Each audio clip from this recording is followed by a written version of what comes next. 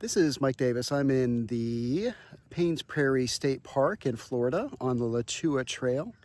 There's an alligator right there. So, quick question. Why do emergency departments have waiting rooms? So most people would say that it's because the arrival rate of patients is highly unpredictable. The severity of cases is unpredictable. You can get a mass casualty event where 20 people come in at once with very serious injuries, but that is highly unlikely. Surprisingly, the arrival rate to emergency departments is highly predictable. And not only that, because the waiting room is not infinitely increasing in its census, the supply has to match the demand. So the arrival rate of patients during the day is quite variable. The highest rate of arrival occurs around 6 to 8 p.m. and the lowest rate occurs somewhere between 2 and 6 a.m. So, however, the ER is staffed in such a way that, again, the waiting room doesn't infinitely increase in numbers, so there aren't 1,000 people waiting in the emergency department waiting room. Therefore, over a 24-hour period, the supply equals the demand. So, that being said, if you know every day at around 6 p.m. your emergency department is going to have at least 4 to 10 people waiting, why not increase staffing at that time, and if necessary, reduce staffing from 2 to 4 a.m. when the census drops dramatically. So obviously the supply of service is exceeding the demand required by the patients, and you are catching up such that you don't have constantly increasing number of patients in the waiting room. So the other option is to draw people from other areas of the hospital at high demand times. So for example, the emergency department is often busiest when the operating room is the least busy, and the other way around. So operating room is often most busy early in the morning, and the emergency department is most busy in the afternoon. So we could do some load leveling and share staffing across those times. So it's very similar to a supermarket where they call for register help to the front when the lines get too long. And as you know, whenever you go to a large supermarket, you may have an unusually long waiting time on some days. But when this does happen, as you know, they draw people from the stock room or from other locations to help open up new registers to reduce the wait time. And I'd be willing to bet you've never waited more than, say, 10 minutes in line at a supermarket, because there's always someone there that can come in and help to speed up the line at peak times. And it doesn't matter how long you stay in the supermarket as well. It doesn't matter if you've been shopping for 10 minutes or 5 hours for this issue to be resolved by appropriate load leveling of staff at the front.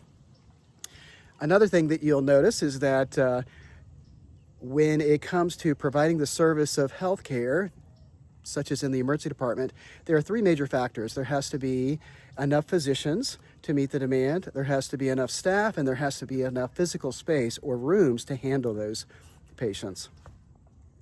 So provided all 3 of these things are being provided, the flow of patients to the emergency department should be smooth.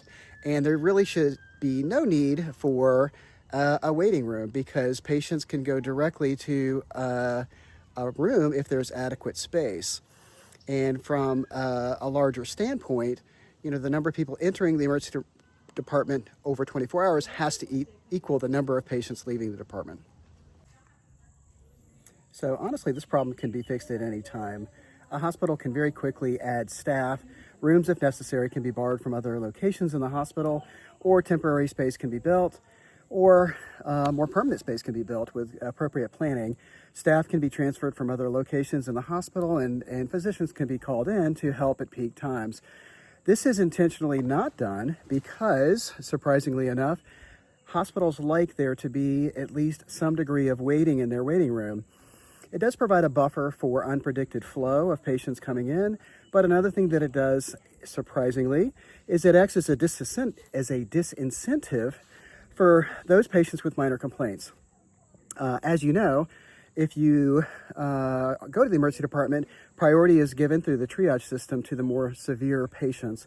And this is different than many other business service processes where you might serve the 10 patients with very quick, small complaints and make the one person that's going to take a lot of time, the one guy with a heart attack, for example, that's going to require a lot of resources and a lot of time, you might put him off till the last. But in the field of medicine, priorities are different, of course. You want to get to the guy that needs your assistance quickly to save his life. Even if this does require more resources, and even if this does mean that you have to make 10 other patients wait longer in the waiting room.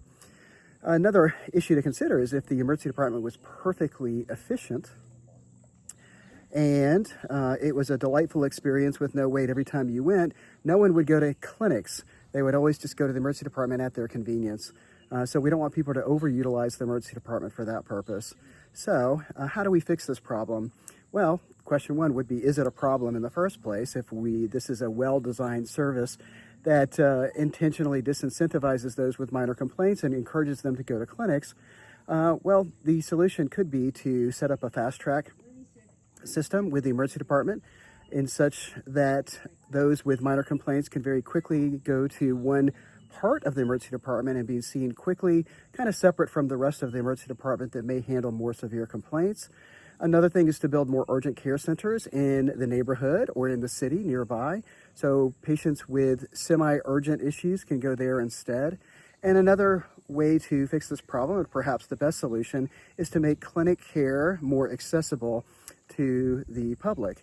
So make it much easier for someone to get a same-day appointment or even a walk-in appointment for minor complaints.